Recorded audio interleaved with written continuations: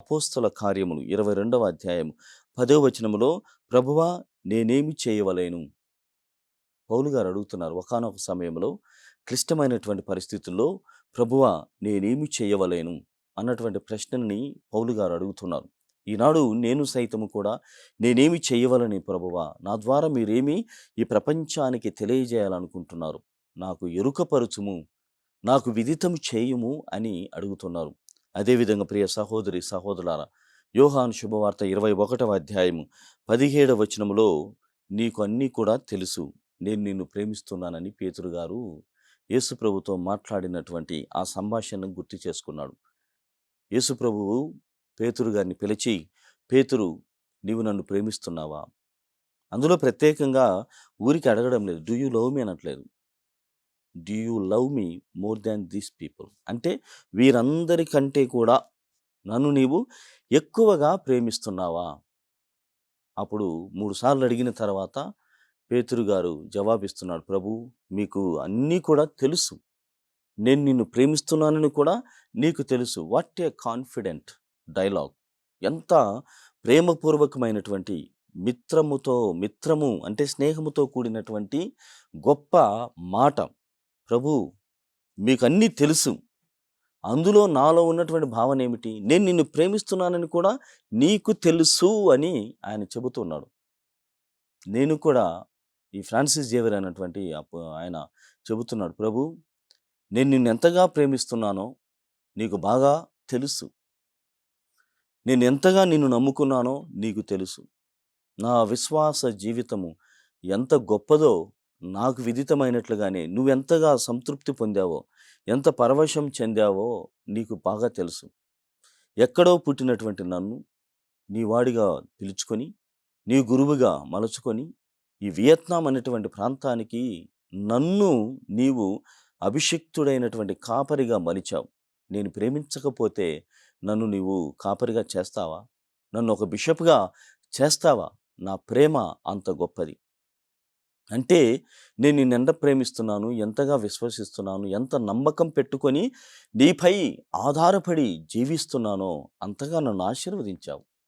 ఇది నేను నీకు తెలియజేయాల్సినటువంటి అవసరము, ఆవశ్యకత లేదు. నేను నీకు నమ్మక పాత్రుడను, విశ్వాసవంతమైనటువంటి సేవకుడని నీకు బాగా తెలుసు అని ఆ పాత్రల్లో తను పరాకాయ ప్రవేశము చేసి, నేను కూడా పేతురు లాంటి వాడను, నేను సైతము పేతురు లాంటి వాడను, నేను నిన్ను ప్రేమిస్తున్నాను, నిన్ను నమ్ముచున్నాను అని తనలో ఉన్నటువంటి భావనని క్రీస్తు భగవానునికి చెప్పగలిగాడు ఆ పెద్దాయన. అది మాత్రమే కాదు ప్రియ సహోదరి సహోదరులారా, లూకా శుభవార్త 18వ అధ్యాయము 13వ వచనములో ప్రభు, నేను పాపిని, నాపై దయచూపు. ఒకానొక రోజున ఒక దేవాలయంలో పరిసయ్యుడు, సుంకరి ప్రవేశిస్తున్నారు. పరిసయ్యుడు ఎలాంటి ప్రార్థన చేశాడు, సుంకరి ఎలాంటి ప్రార్థన దేవునికి అప్పగించాడు. అలాంటి ప్రార్థన్నే నేను సైతము చేస్తున్నాను. ప్రభు, నేను పాపిని, నాపైన దయచూపుము అని ఆయన చెబుతున్నాడు. లూకా శుభవార్తలో దీన్ని మనం గమనిస్తున్నాం. 18వ అధ్యాయము 13వ వచనంలో ప్రత్యేకంగా ప్రభువా నేను పాపిని, నాపైన దయచూపుము అని రొమ్ము బాదుకొనుచు ఆయన ప్రార్థన చేశాడు. అదేవిధంగా నేను కూడా ఈ జైలు జీవితంలో ఇలాంటి ప్రార్థనే చేస్తున్నాను. ప్రియమైనటువంటి సహోదరి సహోదరులారా, నాడు ఫ్రాన్సిస్ జేవియర్ అన్నటువంటి ఆ పునీతునికి జైలు జీవితం, మన వ్యక్తిగత జీవితాలలో మనకు కొన్నిసార్లు మన కుటుంబమే జైలుగా ఉంటుంది. మన కుటుంబంలో ఉన్నటువంటి వారు మనకు బహుశా సహకరించకపోవచ్చు. మన కుటుంబంలో ఉన్నటువంటి ప్రతి వ్యక్తి కూడా ఒక సిపాయిలాగా, ఒక అధికారిలాగా మనల్ని చూస్తూ ఉండవచ్చు. నీవు ఆ కుటుంబానికి చెందినటువంటి వ్యక్తివి అన్నటువంటి భావన కూడా వ్యక్తం చేయకపోవచ్చు. నీ చుట్టూ ఉన్నటువంటి వాళ్ళు సైతము నిన్ను అర్థం చేసుకోకపోవచ్చు.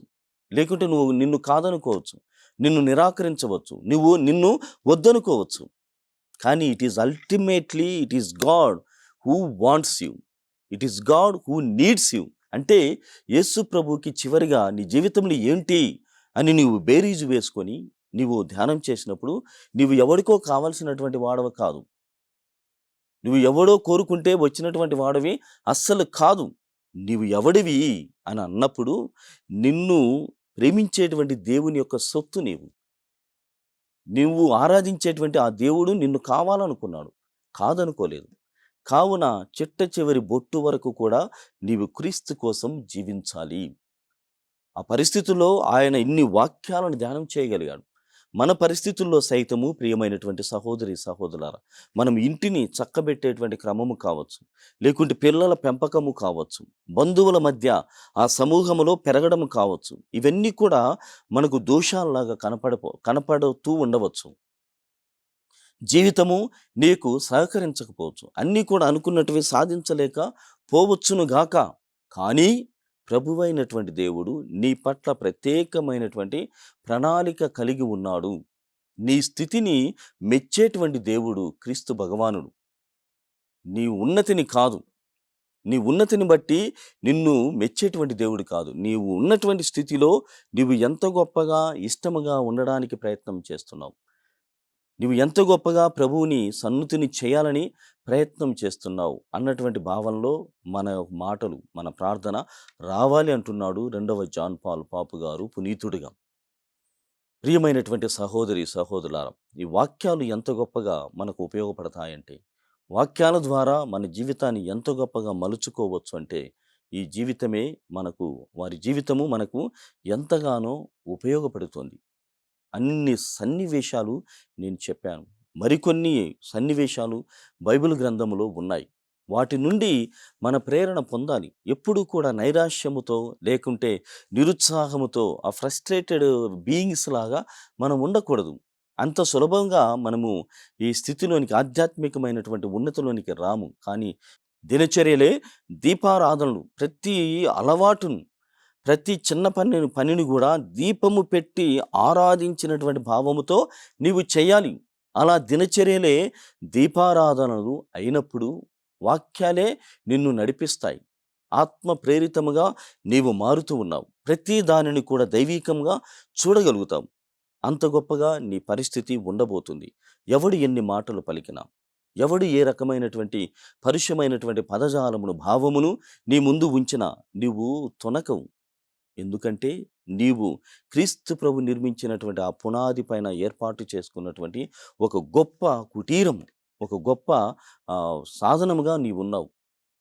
అంత గొప్పగా దేవుడు నిన్ను మలుచుకున్నాడు. రాతి పైన నిర్మించబడినటువంటి నిర్మాణము నీది. ఒక్కొక్క రాయిని పేర్చుకొని జీవితాన్ని నిలబెట్టుకున్నావు. ఏదో నాలుగు మాటలంటే పడిపోతావా? లేకుంటే నీ పరిస్థితి ఏంది, ఎలా ఉంది అని ఎవడైనా అంటే ఊగిపోయి ఊగిసలాడతావా? ఉండకూడదు అన్నటువంటిదే క్రీస్తు ప్రభు యొక్క బోధన. కావున ప్రియమైనటువంటి సహోదరి, సహోదరులారా, వాక్యము మనల్ని ఎంతగా ప్రేరేపిస్తుందో, వాక్యానుసారము కూడా మనము జీవించడానికి ప్రయత్నం చేయాలి. ఇలా చిన్న చిన్న పనులను మనము అతి ఇష్టముగా చేసినప్పుడు దేవుడు వాటిని అంగీకరిస్తున్నాడు. కాబట్టి మన దినచర్యల్లో ఏ ఒక్కదానిని కూడా అలక్ష్యము చేయక, ఒక లక్ష్యముతో కూడినటువంటి జీవితాన్ని, వాక్యముతో కూడినటువంటి జీవితాన్ని, ప్రార్థనాపరమైనటువంటి జీవితాన్ని, విశ్వాసపరమైనటువంటి జీవితాన్ని, నమ్మకముతో జీవించడం, మరి ముఖ్యంగా ఆధారపడి జీవించడం ఎలానో వీరు పునీతుడైనటువంటి 2వ జాన్ పాల్ పాపు గారు నిరీక్షణలో జీవనం అన్నటువంటి దానిని చెబుతున్నాడు. Testimony of hope. Testimony of hope, నిరీక్షణలో జీవించడం ఎలానో ఇది ఒక ఉదాహరణ. ఫ్రాన్సిస్ జేవియర్ అనేటువంటి ఆయన జీవితాన్ని మన ముందు ఉంచి ఇన్ని విషయాలని మనకు నేర్పుతూ ఉన్నాడు. కావున ప్రియమైనటువంటి సహోదరి, సహోదరులారా, ఏ వాక్యమును కూడా మనం అలక్ష్యం చేయకూడదు. ప్రతి వాక్యము మనం ప్రేరేపించేటువంటి విధంగా ఉంది. వాక్యాలను వల్లెవేస్తూ, వాక్యాలను పారాయణం చేస్తూ క్రీస్తు ప్రభు యొక్క పవిత్రమైనటువంటి దీపాలుగా వెలగడానికి ప్రయత్నం చేద్దాం.